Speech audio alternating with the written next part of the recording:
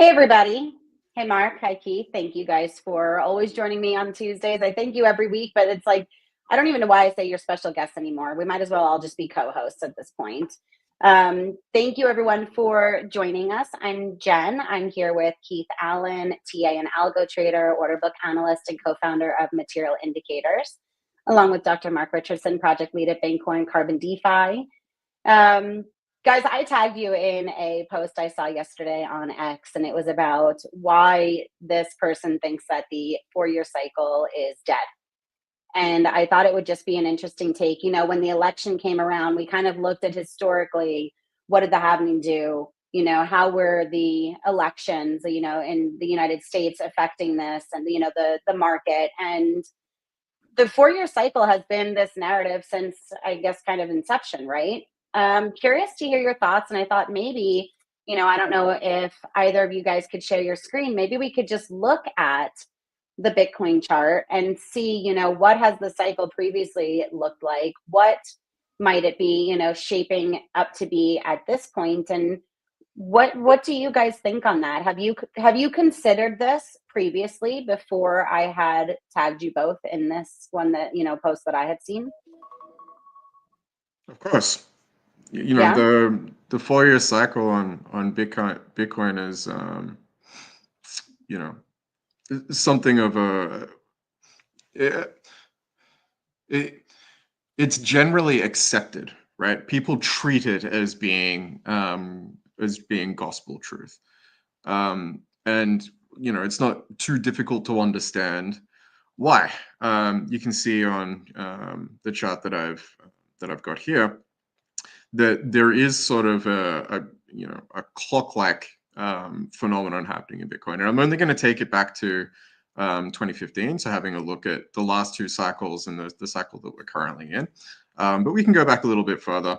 It's just that the data back here gets a little bit, it's not super reliable. This was kind of, in the early adoption phases of Bitcoin.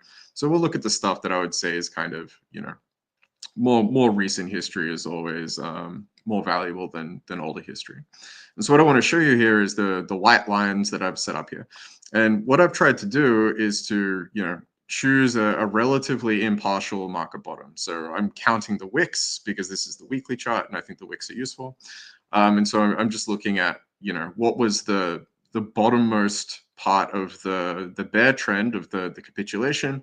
And then looking at where was the peak after that before entering into a new bear trend and so on. And I'm not, I don't want anyone to think that I'm suggesting that I'm the first to recognize these things. This is the sort of religion around Bitcoin and how the 4-year market cycle that it exhibits might coincide with its 4-year block reward halving process.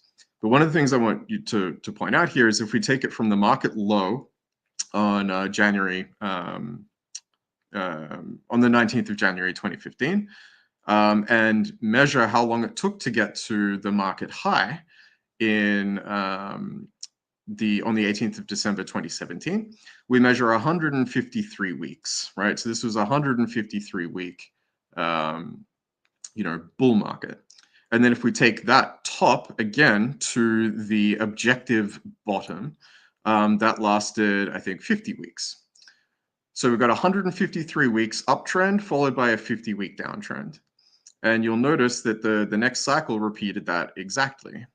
From the objective bottom to the objective top was 153 weeks or 154 weeks, depending on exactly where you measure the top. And then that was followed by an exact 50 week again. 50 weeks. 50 week Yeah. again. So it's 153 to the top, followed by 50 to the bottom. 153 to the top, followed by 50 to the bottom. And then, if you say, okay, well, if that's going to play out again, this time, we can actually measure, when the bull market is going to end, right? Which should be on, the 6th of October of this year. But one of the things that you will notice is that the returns are diminishing. Okay, so if we measure from the bottom to the top, in this first cycle, that was a 13,000% Uptrend, gain. improve in value. And then in the second cycle was a 2,000%. And so, the returns are diminishing. It goes up for as long, but it doesn't get nearly as high. And, I can't remember exactly how I came to this specific point. But, I'm expecting something like 800% for this market, which would bring Bitcoin to something like $151,000. But again, like I have zero confidence in that projection and the specific time period. And I'll tell you why. Notice that, the 13,000% followed by 2,000% or whatever it was, is a pretty dramatic change in the improvement in Bitcoin's value. So the upside is diminishing, but the downside is relatively consistent. So for this downtrend, we saw something like 80%, 80% down or 85% down. And then this one was pretty similar, right? Something like 80% down as well. And this is not the first time that someone's pointed this out to me, especially from the people that got into Bitcoin very early, is that the reason that they're happy with the Bitcoin they accumulated early, because the upside was much higher than the downside, or at least it was disproportionately larger. Whereas today, the downside remains the same, but the upside is always diminishing. And this is a difficult thing to maintain, because it means that the risk of holding on to Bitcoin is always accumulating, if that kind of trend continues, at least on a comparative scale. And so this is a good reason actually to think that the 4-year trend cannot continue. There is also, and this is something that let me just ask a question right there, Mark. Sure. The law of diminishing returns, 100% agree, right? That's not really disputable. And I'm looking for the formula. I want to say it was something like, each year it's 20% up or close to. Don't quote me on that. But even if it's diminishing, it could still happen on the 4-year cycle. So you had just said that hey, maybe this means that the 4-year cycle can't continue. Why couldn't it continue if it was just at a lower return, right? The risk is higher, obviously, because the returns are not as good. But I mean, yeah, you're right. That was a does that kill the 4-year cycle, or does it just make it less? Does it make it the risk reward worse? Yeah, that you're right. That was a misnomer. I shouldn't have said that it kills the 4-year cycle necessarily. It could be that the 4-year cycle will continue, but it will continue in in such a way that at some point, maybe not too many cycles from now, we're expecting Bitcoin to have a bull market of a 10% increase while still risking an 80% drawdown. So would it be this is a completely different discussion, perhaps, or leads to one, but could that, if over time we see this diminishing return, that would maybe indicate less volatility, a reduction in volatility, correct? Yes. And that be a characteristic that a lot of the world would like to see in something that was considered a store of value, correct? Or something that's considered a means of exchange. Right. So, the Bitcoin experiment, and let's be honest, we're still an experiment. Absolutely. Democracy has been an experiment for about 250 years. Bitcoin's been an experiment for less than 20. And so a long way to go for this asset to mature, for the asset class to mature, to get to what a lot of people think it could and should be. And so maybe that just the 4-year cycle continues. And with the law of diminishing returns, that, It's not and that's why we have alts and memes for people to speculate on and get their big gains on, or attempt to get their big gains on. But even that is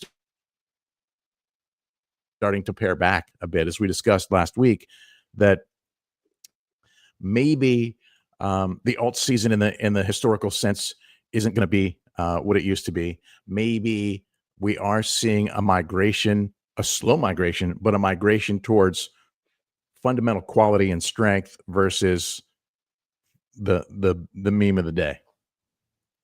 Yeah, it could be. It absolutely could be.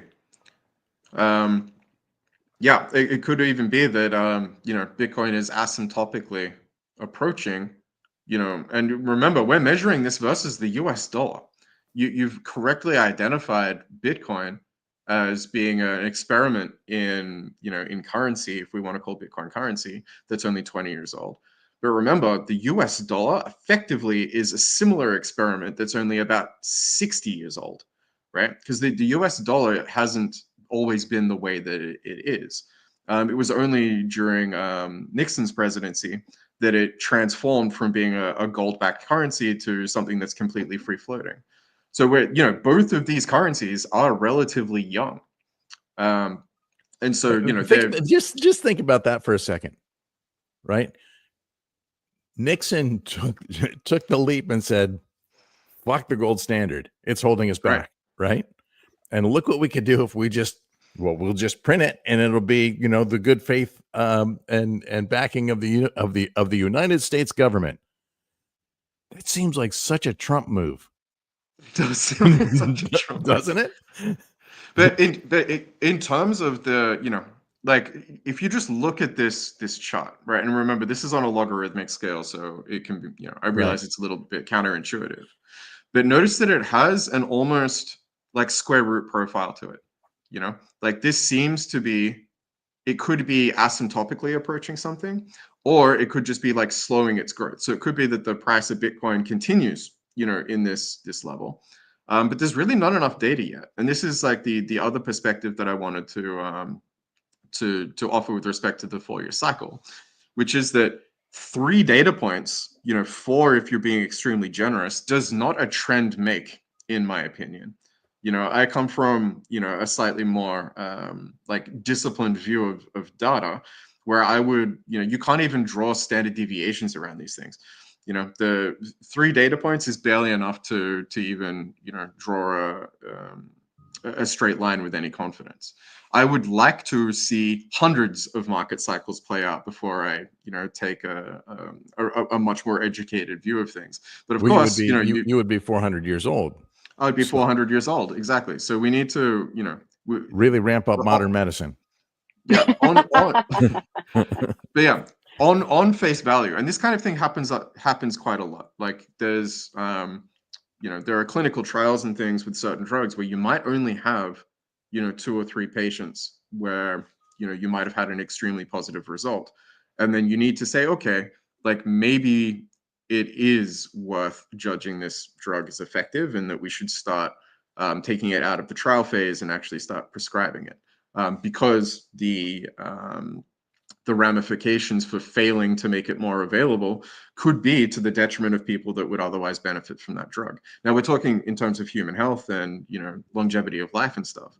But in terms of, like, if we just treat it coolly, you could make that same kind of comparison to like value and the benefit that people will get from, you know, holding or purchasing an asset that's appreciating in value, and the benefit that that's going to have on their lives, right? Remember, poverty is still the #1 cause of death in the world.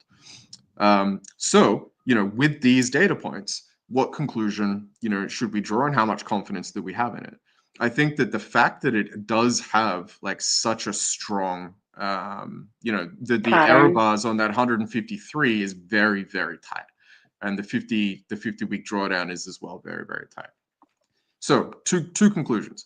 One is that this is a natural phenomenon, right? This is something that emerges from the 4-year halving cycle of Bitcoin, and that's another piece of, you know, extremely useful anecdotal evidence. Which, you know, if we just saw a 4-year cycle appear out of nothing, like if we saw this on, I don't know, gold or something, without like a really compelling causal indicator for why it might be 4 years, you would have a lot less trust in what that trend is telling you. But in Bitcoin, we actually do have, you know, the 4-year halving cycle to point to and be like, well, this 4-year market cycle might not be coincidental, but is probably an emergent property of, you know, some, you know, of that that token emission schedule built into, hard coded into the Bitcoin blockchain. But then you can also look at it the other way and say, well, self-fulfilling prophecies are a thing.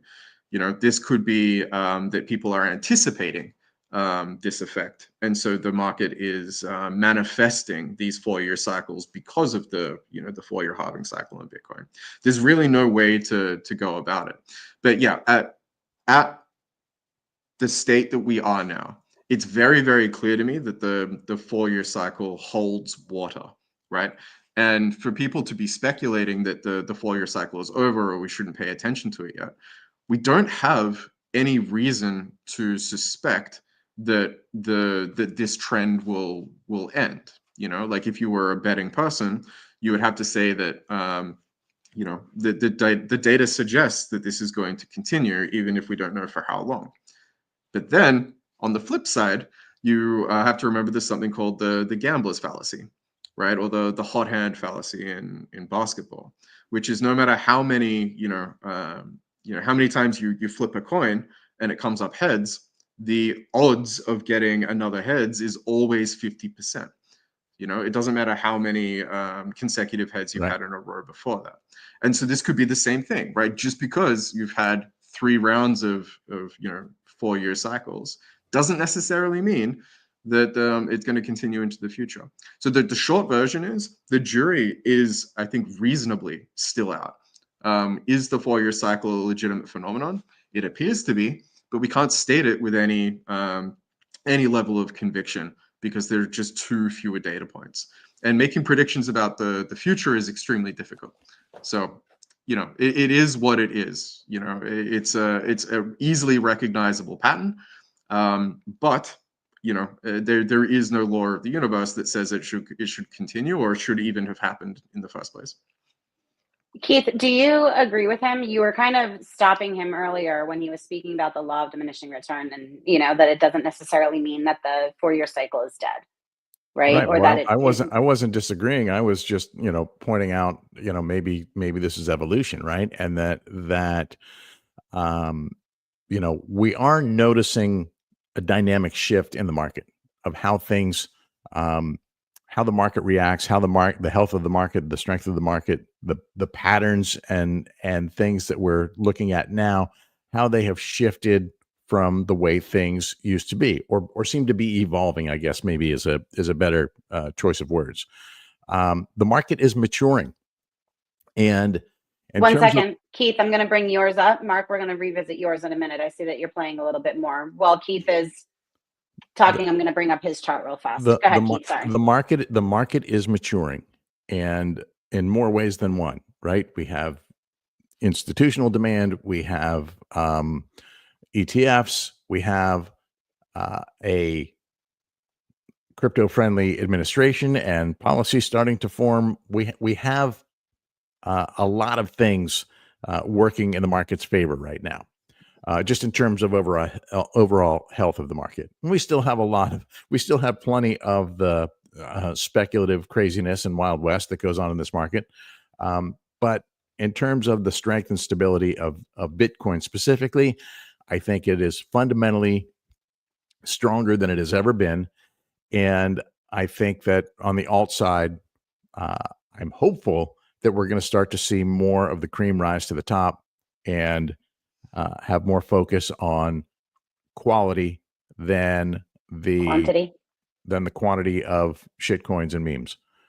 That said, in terms of the 4-year cycle, and I am not by any stretch of the imagination a specialist on this. I actually follow a guy named Bob Lucas, who is an expert on it, and I believe a lot of what he says. And the most simple way I can state it is, yeah, it's plausible that the 4-year cycle may not continue forever, and that this one may not play out exactly like the others have.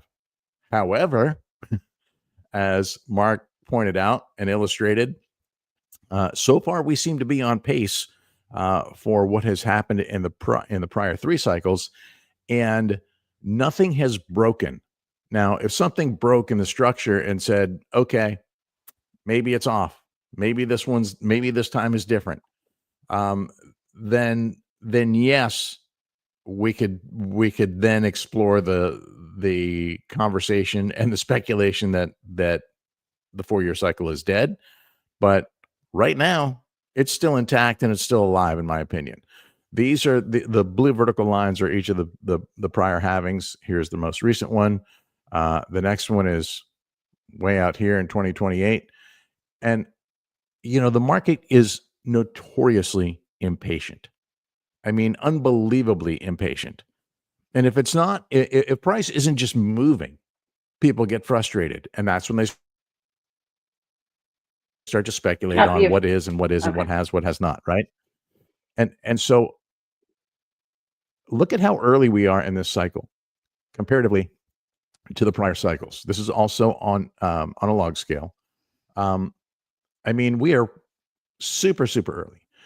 And to change gears a little bit now, in terms of what would we look at to maybe point to a breakdown, we just had a conversation in our Telegram group about Binance selling, I mean, a metric ton of assets.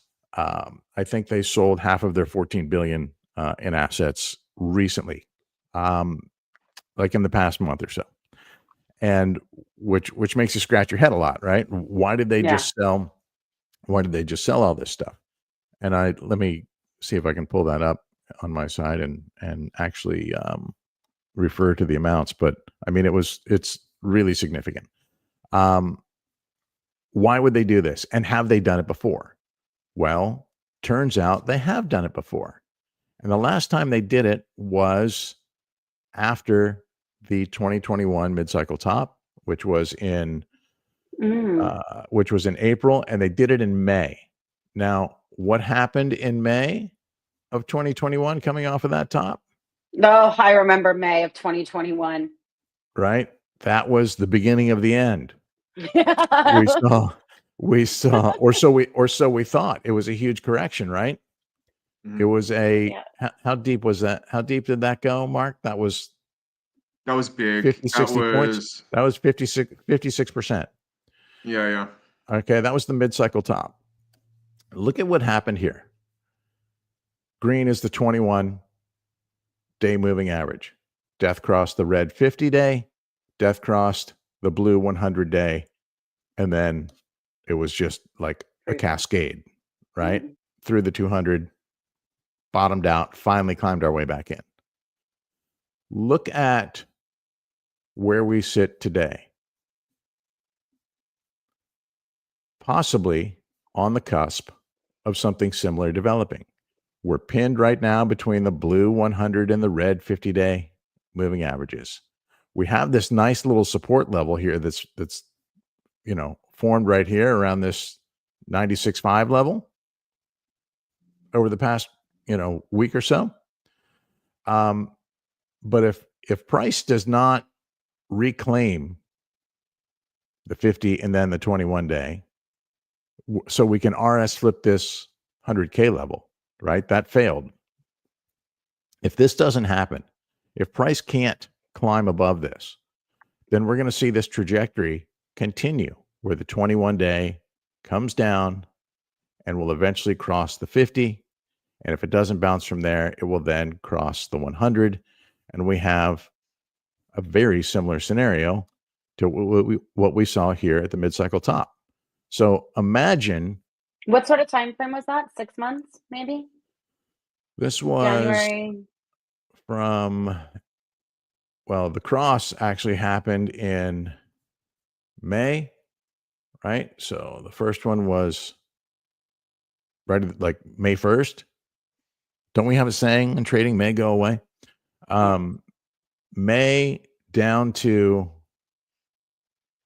July. And then bounced to a new all-time high. So imagine if we're seeing a similar scenario here, that this 109K level could be the mid-cycle top. And if we were to get that big correction from here, that big correction that, we've been talking about for a year that hasn't materialized. If we went as deep as we did previously, that would pretty much annihilate the trend. I mean, there might be some last ditch hope if we went to the original trend. Let me see if I have that still here. Okay. So even that would break the trend if we went through this macro from back in the FTX crash. I don't expect a correction that deep that would go beyond that, because if it does, then we're talking, okay, maybe this 4-year cycle thing is in question. But at the moment, it still looks solid to me. And so I would look for, obviously, the upside that we want to see would be reclaiming this to keep everything healthy and intact. However, if we're going to get that breakdown, I'm looking along this. Let's see where the 200-day. Actually, I think on the weekly it looks even better. We have the 50-day. As you can see, the 50-week. Excuse me. As you can see right here, pretty well correlated with the trend line. So this would be a hot target for me at this stage. And until we see a breakdown further, I'm still of the mindset that the 4-year cycle is intact and quite healthy. It's interesting to hear that Binance had sold all of those off, and to see when the last time they did that was. Oh yeah, let me see if I can find that really quick. I hadn't seen that news, and I mean, as soon as you shared it, I think the natural reaction is why. So right? Binance sold $4 billion in Bitcoin, which was almost all of its Bitcoin, $3 billion in USDT, $700 million in ETH, $8 billion total of its $14 billion in assets. And this was money, this was money they generated. This was revenue. This wasn't user funds. This was money that they generated. And so why are they doing that? Great question. And there's lots of reasons why they could do it, right? They could be doing it because they need capital to invest in something. 100%. But right? looking at the last, the reason why they did it last. Totally legitimate reasons. But they could also be doing it because they anticipate a correction. Mm-hmm. So long list of reasons why they could. And we would we'd be speculating if we honed into any one of those. But I just look at the indicators, right?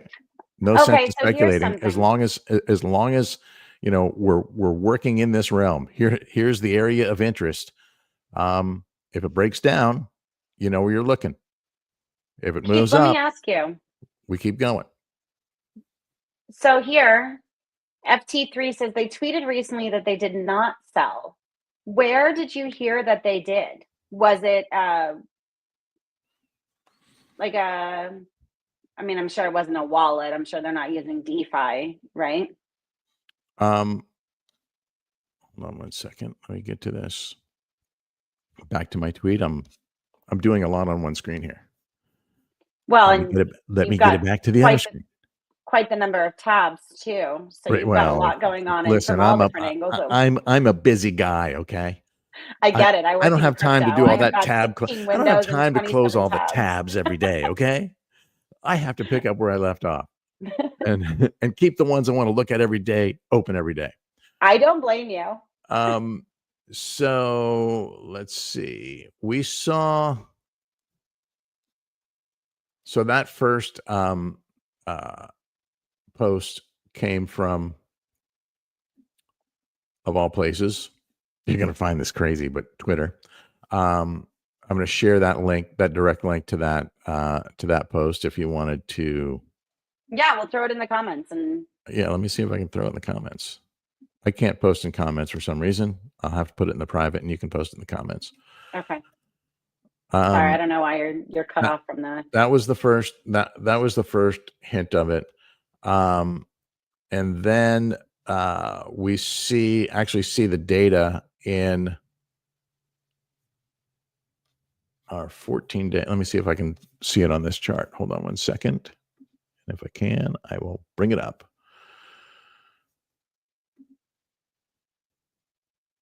Have we looked at this yet?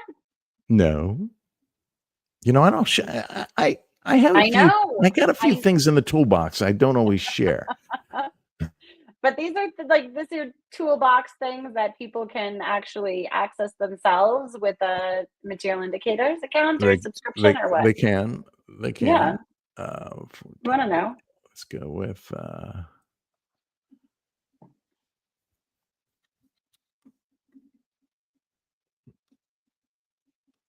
Okay, this is not the chart I'm looking for. Hold on a second. What chart did he? It's pretty though.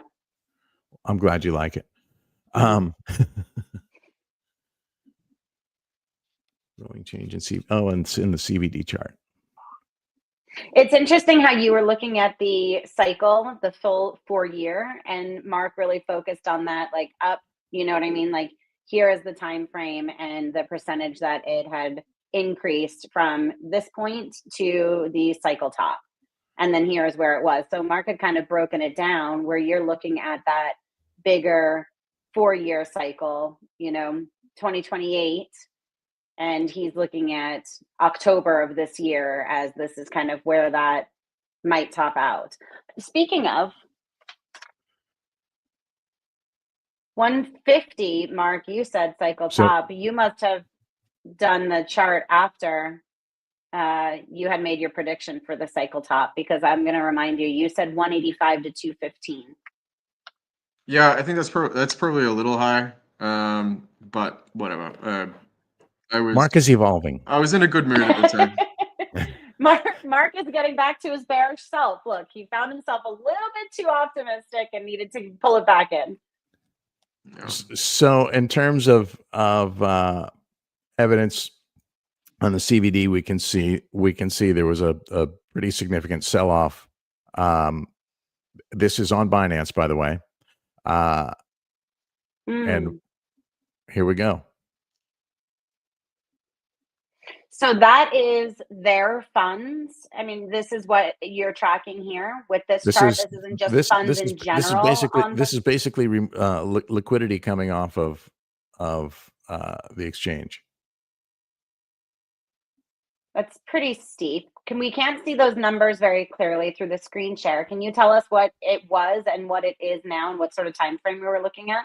Okay, this is on November 21st or November 22nd. We're at 1.4 billion. And it went down to -6 billion. So, that's about 8 billion, do the math. That's to 6.7 billion minus 6.7 billion. So that's about 8 billion. And that's the number that we just said, right? They sold 8 billion. Minus 6 billion? Like negative? Yeah. 6 So that's a total on their exchange. So this is outflow, right? They were net positive up to 1.4 billion. And they sold roughly 8 billion worth. Okay, now I'm going to So ask this again. it's a net of buying and selling, and obviously the selling dominated here, and now we're starting to see a small bounce. And the last time we had seen that was kind of that local top. Now it did recover quite a bit from the last time. I don't go back. This chart won't go back that far. This is like 3 years. Can't get back to 2021. Nope. 2022 is February 2022 as far as I go. FT3 shared a Cointelegraph article or a post. Maybe we can look at that after and kind of compare what it is that they're saying and what it is the actual data that you're seeing. Because I'm curious, if it's not that, then what is it that we're actually looking at, right? And what significance does that have if it's something different? Well, it's a good question. Those are all great questions, and I literally just saw this pop up like 5 minutes before we started the session, so I haven't had a chance to take a deep dive into it yet. But I would say that, just like we talked about the 4-year cycle, you can speculate all you want. Just look at the charts. If the charts break down, then we got a problem. If the chart doesn't break down, then we don't have a problem. It's as simple as that. So, I mean, there are so many things that we could focus on, and everybody come up with different opinions and speculate on different things that are happening. Or we could actually just look at what is physically happening in the chart. And if this support holds here, we're good. If it breaks down, maybe it holds down here, where we had this prior support. We've had like a dozen tests down here at the 91.6. And if it doesn't, then we're looking to the next levels of where price could go. I was going to say that death cross makes an appearance. Where are you looking at? Not the 91. That's too close. Say that again? We're looking at the death cross that we were looking at previously when there was the sell-off, right? Right. I think there were 2 death crosses that you had mentioned. So it starts as it did before. It starts with the green 21-day, first crossing the red 50, then the blue 100, and it's when it crosses below the 200, it's really bad. Yeah. Okay, and so seeing things break down in this manner, right now we're steady. We're getting pinned into a decision is going to have to be made soon. Right, because we're moving into an inflection point as all the moving averages are squeezing together right now. Right, by the time we get through this box, something's going to be forced. The move is going to be forced one way or another. What's the liquidity telling us? Because the liquidity the placement of the liquidity can force those moves, right? Absolutely. Well, funny you should mention that. It was looking pretty good previously until a big block got we started removed. Our call. Right. So last night I was zoomed out a little bit. Maybe I went to the 6-month chart. Put some contrast in here. And so seeing this ladder disappear, not a good thing. Not a bullish thing. So we have this range between 91.5, 91.5 and 100 is pretty much the range right now. And you see some liquidity moving, it's floating its way up, and that's about where that moving average is that we're trying to hold above. So it's you just have to watch it and see how it develops. This stuff changes every single day.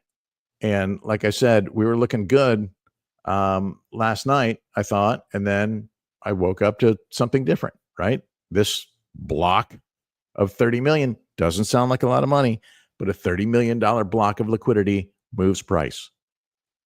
Okay. You see, it appeared, price moved up. It disappeared, price is starting to move down. So if you're going to play the intraday like that, then you're interested in watching this on lower time frames to see how things are developing. If you're a longer term investor, you know what the ranges are, and you're probably not responding to all of this intraday, intra-week, intra-month volatility. Right now, if things break down, then you know where your targets are from there. Meanwhile, this isn't happening everywhere, right? We often see, especially in crypto, a high tide raises all boats and a low tide lowers all boats. And we do see a bit of deviation starting to happen. I'm not saying that we're far from an alt season because those metrics need to change, but that may be something that is developing. We looked at this chart last week, and since then I took a much deeper dive into this. And if you recall, the candles are Bitcoin price. The orange is Bitcoin dominance, currently sitting above 61%. Purple is total 3, which is all crypto excluding Bitcoin and ETH. And the green is USDT dominance. And what we're seeing now, we had a divergence where Bitcoin dominance was on the rise, and we know that alts have been getting annihilated the past couple of weeks, but we're starting to see a bounce out of alts. Now, for a true alt season to develop, we need to see total 3 climbing. We need to see Bitcoin dominance dropping, and we need to see USDT dominance also dropping, right? It spiked, it started to pull back, and really in the last few hours, it started to tick up just a little bit. So there's some uncertainty happening in the market right now. No question about that. I think Chairman Powell is testifying live today. God knows what, little nugget he's going to say that make the market react. Who knows? But there are some glimmers of hope. I feel like there's a lot of uncertainty. There is. I mean, like we talk about the we're actually back to fear. Are we? We're back to fear. I don't know why this woman is staring at me with Walmart car insurance, but we're back. We're back. We're back to a level of fear. This isn't the kind of fear that marks bottoms. Normally, we're down in the 10, 11, 12 zone to really mark a bottom, but the market is fearful again. We have coins, that potentially have capitulated. Look how deep ETH went last week. I mean, it went down to almost 2K and has bounced back, had a nice bounce back. Look at Litecoin. Litecoin bottomed out on the trend. Then within, I guess, the beginning of the month, support test down through the 100-week moving average, excuse me. And now look what's happening. We have actually a golden cross about to form. Oh. It's already unwound from the 100 and the 50, and this is the last piece of that pie. So before we started the stream today, price was above this 0.5 fib. That's a retracement from the prior high, from the May 2021 top. And if we can flip this 0.5 fib, then you've got obviously the 618 ahead of that. That's another 31% move. And then we're on a trajectory for an all-time high. This rejection right here at the moment, right? Is this temporary, or does this develop into a breakdown back below the moving averages? These are things we have to watch. It is always a fluid situation with this market. You can't say what I'm looking in at the charts today is going to play out next week, because there's always something else coming at us. Yeah. It's an organic, it's a living organic, it's a living organic beast. I know, because we've been looking at some of the charts and the, like the data that you produce and offer up material indicators. And I think it was one day it was like right before our eyes, liquidity had disappeared, Mark, I saw that you were sharing your screen, but then it went away. Are you no longer? I can.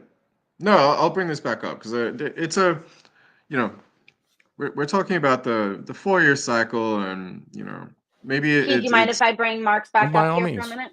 Okay, you got to share me, Mark. Yeah, and so I'm going to share my whole screen, because I'm going to have to switch between a couple of different applications here. Wait, we're going to have to see two of us? No. I'll switch between my browser and Excel. No offense. And so what I wanted to show you was that I started the call by showing you that there's like this consistency in the 153 weeks of continuous uptrend, followed by 50 weeks of downtrend. And so like this line here all I did to draw it was to say, okay, if this was the market bottom here, and we extend that out for 153 bars, then I'm just going to draw a line that like roughly fits this trend line, right? That's I didn't do anything more sophisticated than that. But what would it look like if I was to attempt to draw something more sophisticated? You know, like rather than just eyeballing a straight line through the data and where I think a reasonable projection might be. So I think that this is like, you know, a fun experiment. What I've done is to just basically take the, you know, the last few cycles, and I've extracted the, you know, what marked the cycle top. So 1184 back in, you know, December of 2013, 19417 back in December of 2017, and 69203 back in November of 21. And so what we can do is take, and then the 69203, if I didn't already say that. And so what we can do is we can just say, okay, if this is, you know, cycle 0, cycle 1, cycle 2, cycle 3, like what, you know, from 3 data points, which again, it's a huge stretch to say that you can perform any kind of analysis with only 3 data points. But let's forego our, you know, our statistical better sense and ask the question, like, where is this trend going?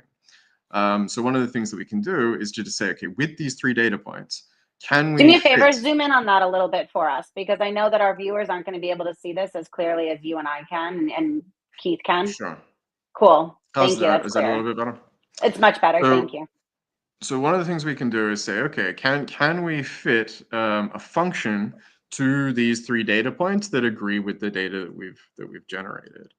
And you know, one of the ones that makes sense, like I said before, it looks to have a sort of square root profile, so it makes sense to fit a polynomial to this, and just to make the presentation consistent with what we're seeing on the Bitcoin chart, I'll make this logarithmic scale. So this is that kind of diminishing returns curve that we've seen before. And one of the things that we can do is we can actually show us the equation that results in that trend. And so this is telling us, this is the equation for what the cycle top price is based on the cycle number. And so we can actually just put this, you know, put this equation to work. So 15776 multiplied by the cycle number squared, plus 2456.5 multiplied by the cycle number, plus 1184. And this gives us the expected cycle top if this pattern continues, and we can do this at, you know, into the future. So this is telling you that we're getting, you know, we're expecting $150,000 Bitcoin this cycle, and then 263 next cycle, 407 the cycle after that, 583 the cycle after that. Now what's you know, interesting about this is that this number 153, or, you know, $150,538, is that this is what it's, you know, what we're anticipating is the market top this cycle, given just the 3 data points that we had before that. But, you know, relatively good guess. If we switch then back to just this like eyeballed line that I just drew through the data set, and extracting, you know, extrapolating into the future exactly 153 bars from the bottom, I get 152,600. Like that actually has remarkably good agreement with you know, with what this function is predicting.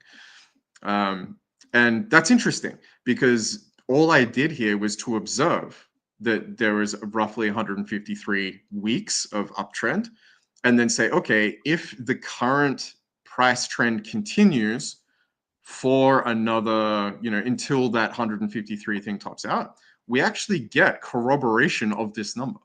You know, so this somebody believes in this, they can go ahead and set orders for somewhere. Yep. Start, you know, like Keith, I know you do more centralized exchange, right? So you'd ladder and start scaling out with some different orders if you believe that this would play out the way that it has the previous cycles, right?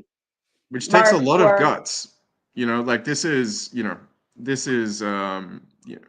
like don't be tricked into thinking that because we've put some numbers into a calculator and extracted some number that happens to agree with our, you know, our projection, that this is confirmation that this is true. It's not that confirmation, but if you're not looking at the data points that you do have, then how else are you determining this? I mean, Keith, right? Like you're looking at the data, the here and now, right? But what if there's emotions involved, I think, in both scenarios, right? You're looking at it and it's like, okay, I see this. Do I make my move? Do I start selling this off now? You know, if someone did believe in this, then they can go ahead and set some orders. I'm curious, and we have a few minutes left. What I want to know is, you said, go ahead. Sorry, yeah, just to conclude the thought is that, you know, if the 4-year cycle is true, and we do have confidence in this almost 153 weeks of up followed by 50 weeks of down, then just knowing about it ought to destabilize it for exactly the reason that Jen is pointing at now. Because, you know, if it is really governed so predictably, then, you know, all else being equal, everyone should go short on, you know, Monday, the 6th of October, 2025. And then everyone should go long, right? On Monday, the 14th of September, 2026 at $29,241. You know, like the market cannot operate that way. Like the markets only work because people disagree. Right. This is the problem with the 4-year cycle. Do you think that's actually, Keith, you said right. You think that the market works because people disagree? I mean, sometimes you see that all of a sudden sentiment, everybody is so scared of this being the cycle top and it starts the big sell-off. Right, but there has to be two sides to every trade, right? There has to be right. One trader's sentiment that it's the top is another trader's sentiment that this is a great time to buy. Yeah, there needs to be someone to sell to. 100%. I understand that, right? But because there's this pattern that we're calling out, you think that it suddenly will no longer come into play because it's what some are expecting? Well, what I'm saying is the more predictable it gets, the more unpredictable it's going to become, right? Because as soon as it becomes predictable, it breaks itself. Okay, fine. Right, so all of a sudden, among other things, it gets front run. I was just going to say that, right? So, okay, Mark, you're saying if everybody believes this, then October 6th of 2025, everybody should short, right? Well, if everybody's shorting, somebody's going to come in there with and squeeze it, right? Exactly. Okay, and then maybe we'll be in a new paradigm. But yeah, it's you cannot. I think it is an unreasonable position to have that the 4-year cycle will continue indefinitely. I think that, but I agree with, I think Keith and I are basically on the same page. The 4-year cycle is a completely identifiable phenomenon, and there's no reason to suspect that this time is going to be different. And based on, the 10-minute analysis that I've provided here and eyeballing this thing, we can forecast with some level of confidence a Bitcoin top somewhere around $153,000 occurring sometime in the first couple of weeks of October of 2025. If you subscribe to the Bitcoin 4-year cycle model. Yeah. What were you going to say? And I would echo that, and I would say there's no reason to believe the 4-year cycle will not continue until we actually see evidence that it's breaking down. The trend is your friend till it ends, right? You should believe the trend will continue until it doesn't continue anymore. Until it's no longer a trend. Yeah. Which is super helpful and unhelpful at the same time. So did you, Mark, I mean, we're splitting hairs here, but did you say your target was 156 or 153? 152 was what he said. So yeah, based on the calculation, I'm projecting somewhere around almost 150,000 flat. Mm-hmm. and based on the trend line, somewhere around 152. Okay. So that, I mean, that all sounds legit to me. You know, I think that 150, just, you know, the round number, will always be a psychological resistance level until it's, you know, until it's taken. In terms of what that looks like in a technical indicator, you know, I'm still waiting on this measured move. May or may not play out, but if it does, you know, that's a target for me. But had it occurred weeks ago, it would have run right up against this lifetime channel here. So in terms of Mark's timing around October, right? That could be, wait, I'm on a monthly. So somewhere around this level, to get to that channel. We may never make it back to that channel, right? But what is attainable, I think, if we clear this measured move and we do top 122-ish, is this next fib extension at 2.618, and that's at a 156 level. These things aren't perfect, right? You don't hit it to the letter every time. Sometimes you do. I mean, look at where we're hitting resistance right now is on an extension. We had a little overshoot here. So that's conceivable in my mind.